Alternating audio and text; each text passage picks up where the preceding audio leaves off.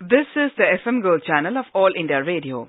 In the program News Analysis, we now bring you a dialogue on Slowdown of Current Account Deficit. The participants are D.C. Gupta, former Finance Secretary, and Aditi Phadnis, Business Standard. The current account deficit, which is the difference between inflow and outflow of foreign exchange, had touched an all-time high of $88.2 billion in 2012-13. But this will contract to around $50 billion this fiscal. This is the feeling that people are having after the figures came in for the quarter ended September, partly because of several government measures that were taken to cut current account deficit. Mr. Gupta, you have long experience in handling India's economy. So first of all, what is current account deficit for those who don't fully understand it, and what impact can it have on India's economy in general? Current account deficit, if I can put it in a simple words, is balance sheet of the foreign exchange assets of the country. That means how much we earn foreign exchange and how much we require and save it. And some portion of that foreign exchange is kept as foreign exchange reserve, which is with the RBI. We need foreign exchange for imports, and we earn foreign exchange mainly by exports. And we also get foreign exchange by way of loans which the corporate entities raise from abroad, or by way of FDI, or financial institutions which are coming to the Indian stock markets, or external commercial borrowings which are done by the corporates. Therefore, current account deficit, which we are talking of, consists of two things essentially. One is called trade deficit. That is the one important component. And another is the difference between remittances, whatever you get. Now, what is trade deficit? Trade deficit is nothing but how much you export and how much you import. As a result of which, whether you are needing more money or foreign exchange in terms of imports or not. That is trade deficit. And remittances are by way of the NRIs who are settled abroad and who are sending the money here, or maybe that FDI or FII, as I said. So this current account deficit last year had touched a very high level. It was $88 billion. And coupled with the global conditions, as you remember, sometime in the beginning of last year, the rupee volatility increased substantially, and the rupee depreciated badly. If we recollect, it was about 68, 69.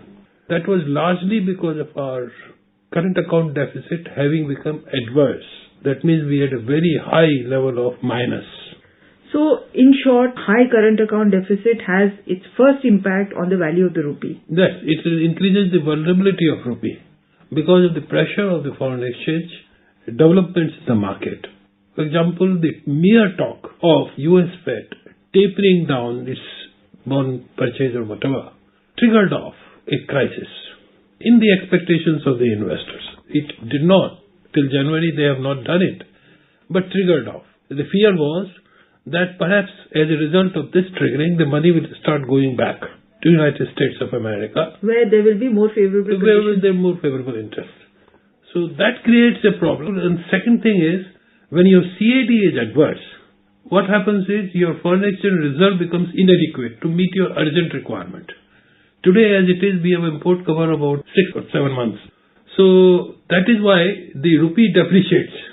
And when rupee depreciates, this volatility creates a lot of problems. That was one essential thing in terms of the foreign exchange parameter. But there were other factors like economic growth having slowed down, your investments having come down, industrial production not coming up, inflation increasing, fiscal deficit also being high. Because on fiscal deficit high, that has also an impact on it, because your exports will get affected and all that. But essentially, this is what happened. This is the result of CAD. We use foreign exchange to buy things like oil. We import 80% of our oil requirements. So any change in oil prices is bound to affect the current account deficit badly, because we spend more rupees to buy the same amount of oil. That's number one. Number two, most of our mobile telephone equipment, that is the mobile handset, the SIM, the other elements that go into the mobile sets, all that is imported. And with the telecom revolution in India, this, I think, has become a huge expenditure, because we hardly make anything. We have no fab units, we have no sort of fabrication places to buy this mobile. And the third, I think, is drugs, medicines. We import a lot of medicines, and on account of that also we lose foreign exchange. To what degree do you think all of these have stabilized because of the relative stability in current account deficit? I think if you put it simply, it is like this, that if you treat the total import bill of India, then you can divide it to broadly two parts: oil imports and non-oil imports. As far as oil imports are concerned, as you rightly said, it is about 70 to 80%. And when you have to import so much, the oil companies go to the market to raise foreign exchange, which leads to the volatility. And that is why the Reserve Bank of India allowed a separate swap arrangement for the oil companies, so that the market is not fluctuating. They went on a bypass kind of a thing. Second thing is non-oil imports.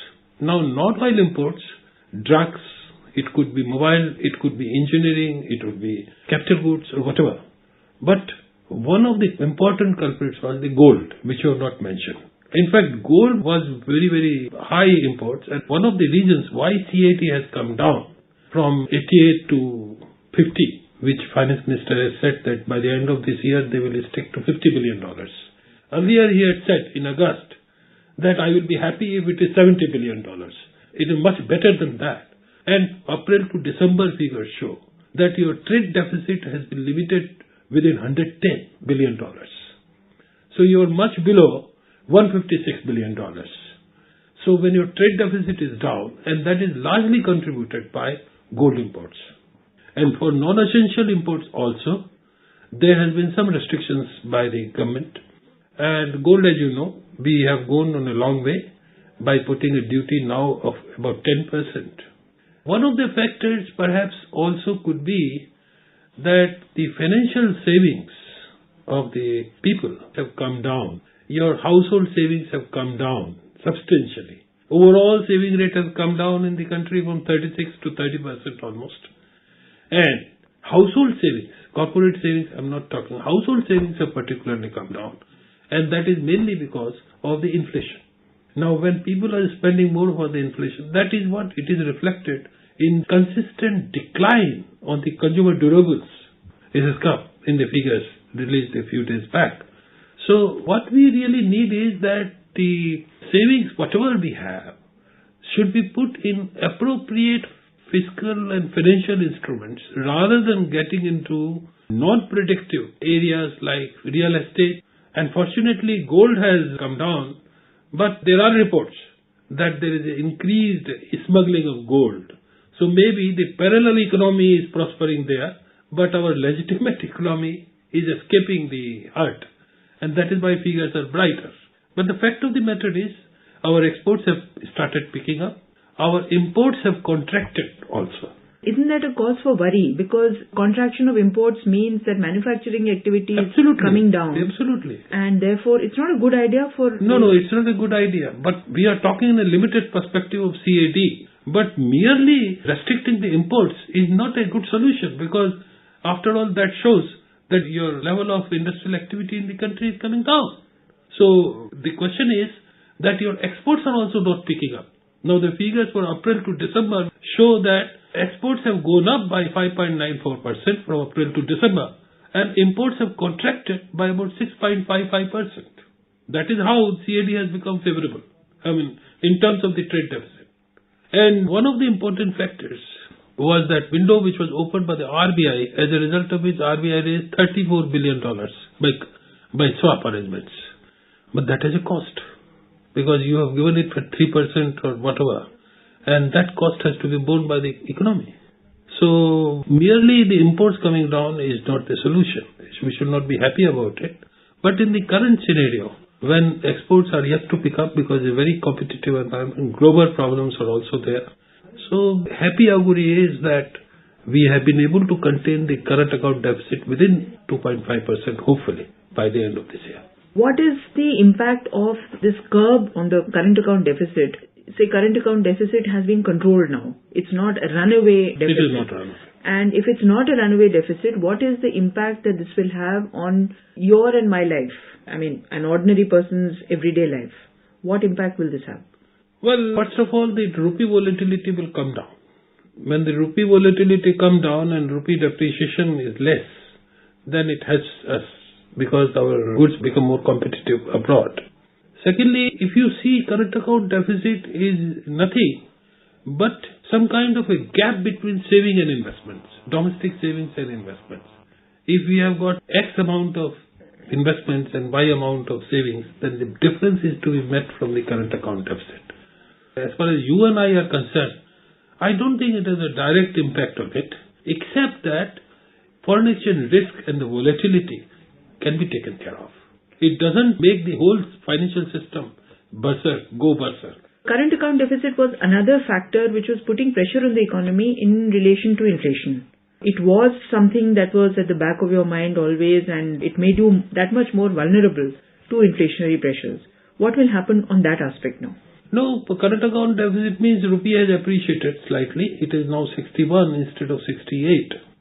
So I can put it that the goods which are being imported, the cost will be less here. But the problem is that is mainly in regard to oil. But the problem is that the oil prices internationally, crude prices have gone up. So whatever you have achieved by way of rupee depreciation has been neutralized by the increase in the crude prices. The good thing is that government, because of the pressure of economic reality towards the end or towards the beginning of the last year, they started freeing the fuel prices. As a result of which, this has worked as some kind of a check on the demand, certainly. And that is 80% of our foreign exchange requirements. So if that can be taken care of, that is a good achievement. And secondly, gold.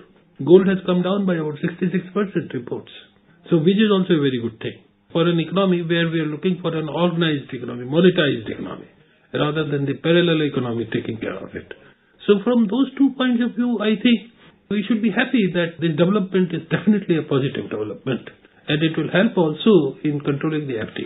We need the government to act aggressively on two things, where it is frankly not likely to act aggressively. One is to increase steeply the prices of diesel, which it has to do because of on account of the under-recoveries by the oil marketing companies. The second is to maybe cut down even more on other imports and thereby conserve some amount of foreign exchange and thereby impart some stability. So other than gold, you have to think of creative solutions about how to increase your foreign exchange reserves. Yes, other solutions the government have adopted like FDI, like ECBs, but then heavy reliance on ECB is not also good because today percentage of the short-term reserves, total reserves around on residual maturity basis is about 45%. So external commercial borrowings... It could be very bad because suddenly there will be a knot where we have to shell out so much of money. Now at that time, how do we take care of $45 billion or so many $billion? Well, I do not know how much the amount. That is about 45%, which is going to be due by 2014 or something, unless this is rolled over. So that is one. Secondly, with regard to what you rightly said is that diesel prices is steep increase. Well, there are other factors also, because if you increase steeply, it adds to the inflation. The diesel has always been a problem. But what we nearly need is rationalize the subsidy. Still there are subsidies on kerosene and things like that, which we need to do away with. I am quite happy that at least the beginning has been made. But if we expect that everything will be done in one go, even at the cost of sending the CAD and FD variables completely haywire, I wouldn't subscribe to this view. So the control on current account deficit, partly offset because of the savage contraction of gold imports, has been a salutary effect on our economy. Mr. Gupta, thank you very much for absolutely invaluable information. Thank you. You are listening to a dialogue on slowdown of current account deficit. The participants were DC Gupta, former Finance Secretary, and Aditi Phadnis, Business Standard. It came to you in the program News Analysis, produced and presented by the News Services Division of All India Radio. This program is also available on our website, newsonair.nic.in. You may email your opinion about this program at airnsdtalks@gmail.com.